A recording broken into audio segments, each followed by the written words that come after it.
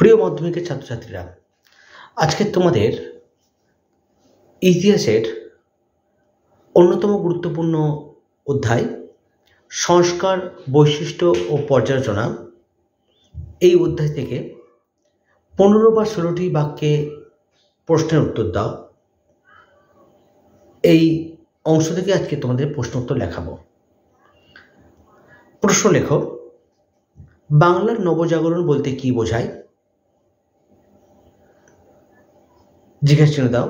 এই নবজাগরণের সীমাবদ্ধতাগুলি আলোচনা করো। উত্তর লিখবে। তবে তার আগে চ্যানেলটি যারা নতুন এসছো, চ্যানেলটিকে তোমরা সাবস্ক্রাইব করো, ভালো লাগলে লাইক করো, বন্ধুর সঙ্গে শেয়ার করো, আর অবশ্যই কমেন্ট সেকশনে কমেন্ট করো। উত্তর লেখো।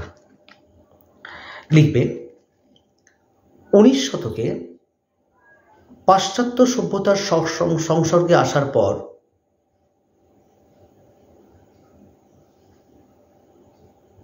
বাঙালি মধ্যবিত্ত সমাজে আধুনিক দৃষ্টিভঙ্গি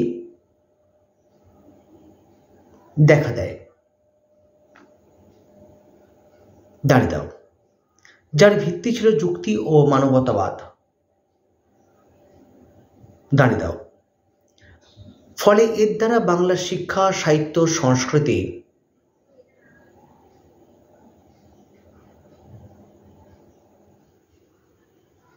ধর্ম, সমাজ সবকিছু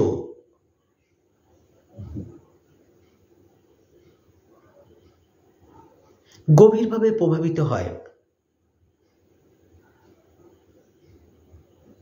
দাঁড়িয়ে দাও। যা ইতিহাসে বাংলার নবজাগরণ নামে খ্যাত। দাঁড়িয়ে দাও, প্যারা চেঞ্জ করো। ক্যাপশন দেবে, নবজাগরণের সীমাবদ্ধতা।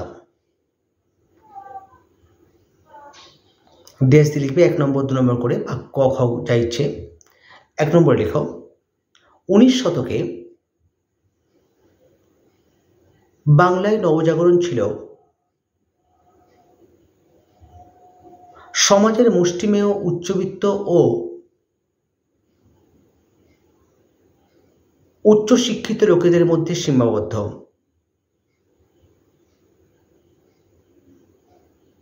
দাঁড়িয়ে দাও। এই সম্প্রদায়কে অনেকে মধ্যবিত্ত ভদ্রলোক বলে অভিহিত করেন।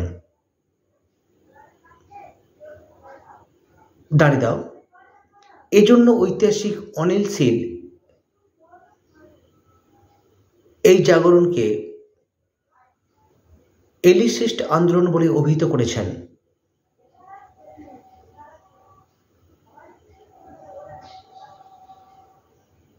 দাঁড়িয়ে দাও, প্যারা চেঞ্জ করে 2 নম্বর পয়েন্ট লিখবে।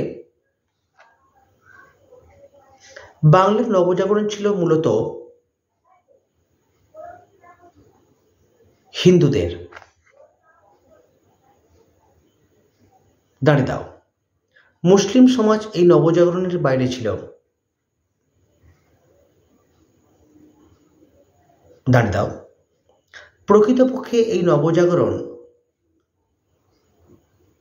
হিন্দু জাগরণবাদে পরিণত হয়। দাঁড়িয়ে দাও। প্রাচ্যের পুনরুজ্জীবন ঐতিহ্যবাহী ভাবধারা অনুযায়ী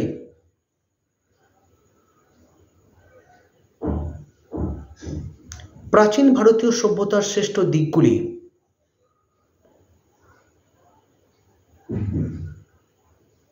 তুলে ধরা হয়। দাঁড়িয়ে দাও, 3 নম্বর পয়েন্ট লিখবে। বাংলার নবজাগরণের ব্যাপ্তি ছিল খুবই সীমিত। দাঁড়িয়ে দাও। এই নবজাগরণ ছিল মূলত শহর কেন্দ্রিক। দাঁড়িয়ে দাও। বাংলার অন্যত্র এই নবজাগরণের কোনো অস্তিত্ব ছিল না।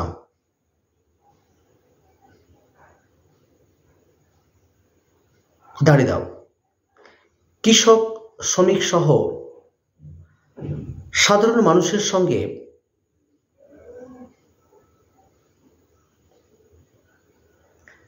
এদের কোনো সম্পর্ক ছিল না। দাঁড়িয়ে দাও। সাধারণ মানুষের একটা বড় অংশ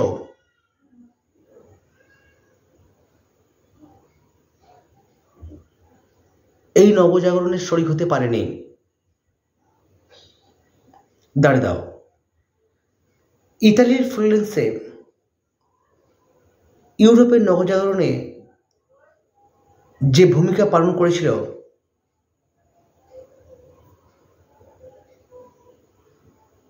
বাংলার ক্ষেত্রে কলকাতায় তা করতে পারেনি। দাঁড়িয়ে দাও, উত্তর শেষ করো।